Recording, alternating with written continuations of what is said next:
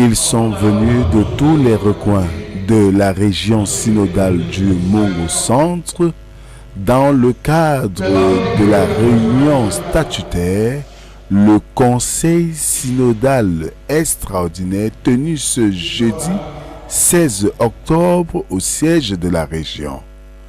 Le culte d'ouverture a été fait par le pasteur Kenda de la paroisse de Lumde Manengwassa. Écoutons la quintessence de son message. En réalité, le message que j'ai voulu transmettre aux membres du Conseil synodal extraordinaire de notre région, c'est de montrer Ézéchiel qui est en exil à Babylone. Il a été déraciné. Il est parti de Jérusalem pour se retrouver à Babylone sous le règne de Nebuchadnezzar. Et dans la pensée juive, lorsqu'on est quitté de Jérusalem, c'est comme si on s'est séparé de Dieu. Or, Dieu bouleverse les pensées. Dieu nous fait comprendre tout simplement qu'il ne réside pas seulement dans un temple, qu'il peut aussi se retrouver ailleurs. C'est pourquoi Dieu va donc rencontrer le prophète Ézéchiel pour le rassurer, pour lui dire qu'il n'est pas seul, pour parler à Ézéchiel dans un moment de tourment. Et c'est dans ce moment de tourment que Dieu parle à Ézéchiel.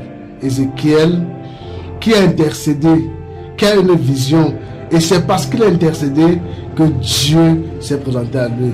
La main de Dieu. La main de Dieu est sur tous ceux qui intercèdent. Et à nous maintenant, à quoi renvoie ce message? Et justement, nous devons donc être donc des intercesseurs. Nous devons être donc des prieurs. Et lorsque nous allons prier, la main de Dieu sera sur nous.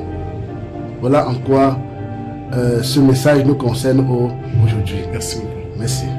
Après cette méditation, place aux travaux du Conseil synodal extraordinaire dirigé par le pasteur Gadé Raymond, président de la région synodale du Mongo Centre.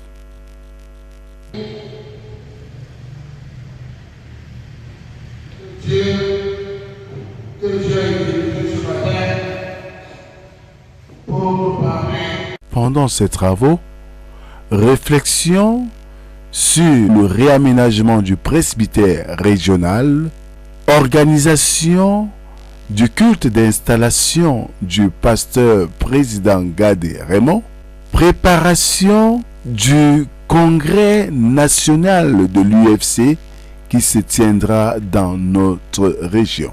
Et enfin, les compléments des membres du bureau de la région synodale du Mongo Centre. Écoutons les avis du président de région.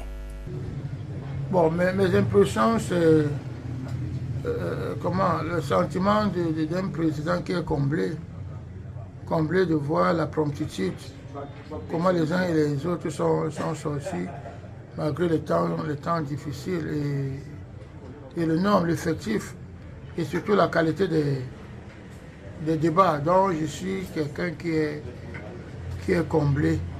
Vous savez, lorsque vous ne vivez pas bien, vous n'êtes pas dans les conditions idoines. C'est vrai, je ne veux pas le luxe, mais il faudra au moins que quand on entre dans ce presbytère, qui est...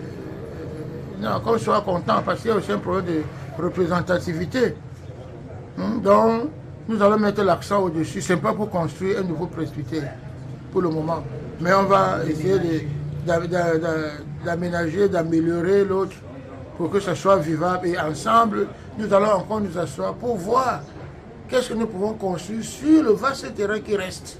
L'UFC, j'ai l'habitude de le dire, occupe une place prépondérante, importante dans l'église. Donc quand l'UFC a les événements comme ça, il faut qu'on laisse. Nous tendons la main à ces élites. Je ne voudrais pas citer les noms pour ne pas oublier les autres, mais nous allons tendre les mains. Nous tendons même déjà la main à ces élites extérieures pour qu'elles puissent nous aider à réussir ce projet. D'abord le projet du presbytère et le congrès, mais beaucoup plus le presbytère, vraiment. Parce qu'il faut que ça reflète notre notre région synodale.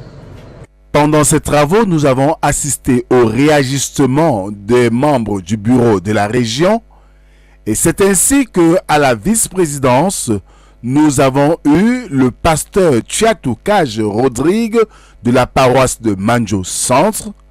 Au secrétariat, nous avons eu le pasteur Wang François de la paroisse de Ebonnet et c'était aussi l'occasion de présenter le nouveau responsable de la radio Béthanie, le pasteur Ebumbu Ferdinand. Écoutons leurs impressions tour à tour.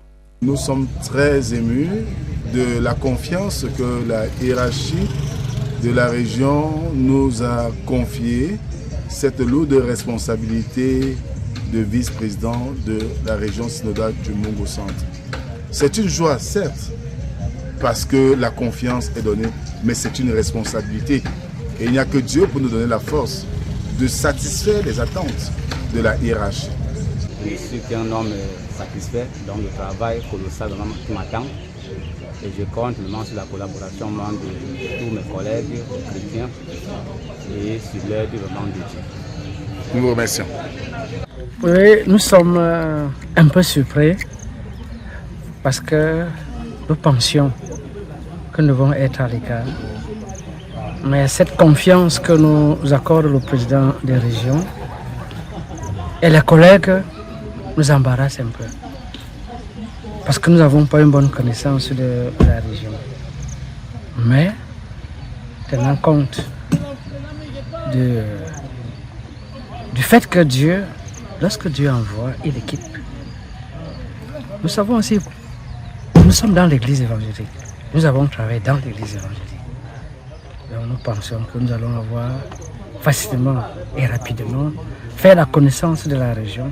Et ensemble, avec les frères, les collègues, nous allons élaborer un plan d'action pour élever notre région afin qu'elle soit une grande région, une région avant-gardiste. Je vais remercier le Seigneur d'avoir utilisé tout le personnel qui a mis sa confiance en moi par rapport à la nouvelle responsabilité de la radio Béthanie. C'est pour l'évangélisation. La radio Béthanie est pour l'évangélisation et je ne vais suivre que la ligne éditoriale de l'église évangélique du Cameroun. Le défi majeur, c'est de se rassurer si nous avons suffisamment d'auditeurs et la portée de la radio. Jusqu'à quel niveau est-ce que les ondes de la radio Béthanie peuvent atteindre pour avoir le plus possible d'auditeurs, pour être rassuré que le message qui viendra passer va toucher le maximum d'auditeurs. C'est dans une ambiance de joie et de fierté d'un travail accompli que les membres du conseil synodal extraordinaire vont achever cette séance de travail pour regagner leur domicile dans la paix du Seigneur. Va se retrouver en comportation à la plante souveraine des arts. Le peuple de Judaki est resté rebelle. Ézéchiel va se retrouver à Babylone et il va entrer en prière. Il va entrer dans l'intercession. Justement, c'est dans l'intercession de la prière que Dieu se révèle à Ézéchiel. Au milieu de nos souffrances, au milieu de nos difficultés, que la main de Dieu est sur son peuple. Nous voulons prier. Que la main de Dieu demeure sur notre région pour davantage nous bénir, pour davantage nous accompagner, pour davantage nous soutenir et nous garder. Alors non, mes frères et mes sœurs, sous la présence de notre Dieu, nom du Père, du Fils et du Saint-Esprit. Amen.